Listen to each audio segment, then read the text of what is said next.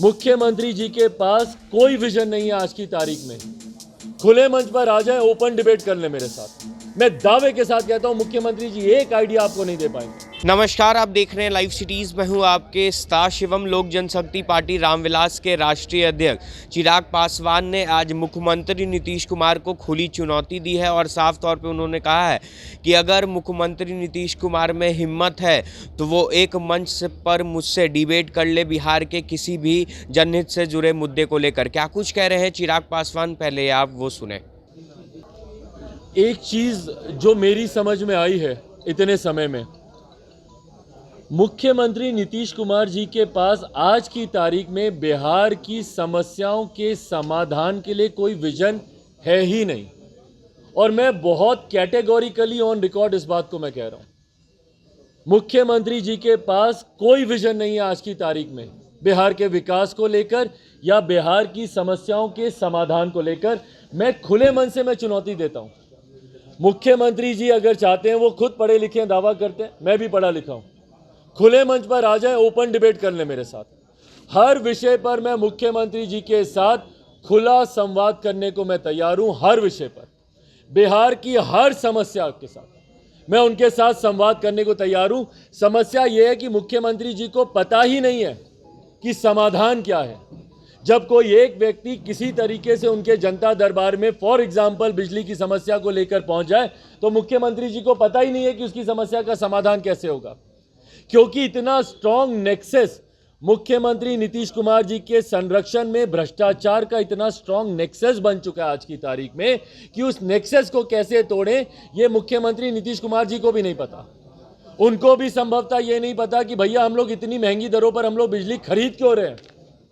40% अगर बिजली में बढ़ोतरी अगर हम लोग कर रहे हैं तो हम लोग क्यों कर रहे हैं, क्या जरूरत है। क्या उन्होंने कभी कंपैरेटिव स्टडीज करने की कोशिश की दूसरे राज्यों के साथ? मुख्यमंत्री जी अपने आप को प्रधानमंत्री पद का दावेदार बनाने के लालच में दूसरे राज्यों में जाकर भ्रमण कर रहे हैं, दूसरे नेताओं के साथ हाथ जोड़ रहे हैं कि भाई मुझे प्रधानमंत्री चुन लो। क्या कभी दूसरे राज्यों में वो गए कंपैरेटिव स्टडी के लिए? क्या उन्होंने दूसरे राज्यों में जाकर मॉडल को पढ़ने की कोशिश की कि भैया इस राज्य में ये चीज़ इतनी अच्छी कैसे हो रही है, या यहाँ पे ये मॉडल इतना अच्छा क्यों चल रहा है, क्या है जो कि हम इस राज्य से सीखकर अपने राज्य में हम लोग। तो मुख्यमंत्री जी को जानकारी नहीं है भैया, he is got no vision.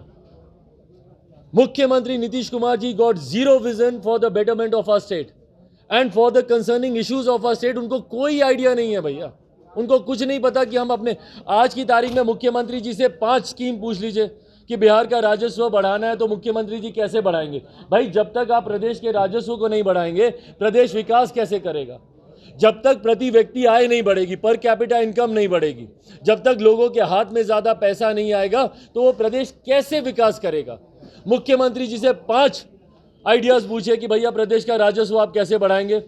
राजस्व आपने शराबबंदी से तो वैसे भी आपने ख़त्म किया, अच्छी बात है भैया, कर देना चाहिए था, पर वो जो राजस्व का लॉस हुआ, जो रेवेन्यू का लॉस हुआ है हमारे स्टेट में, उसको कंपनसेट आप कैसे करेंगे?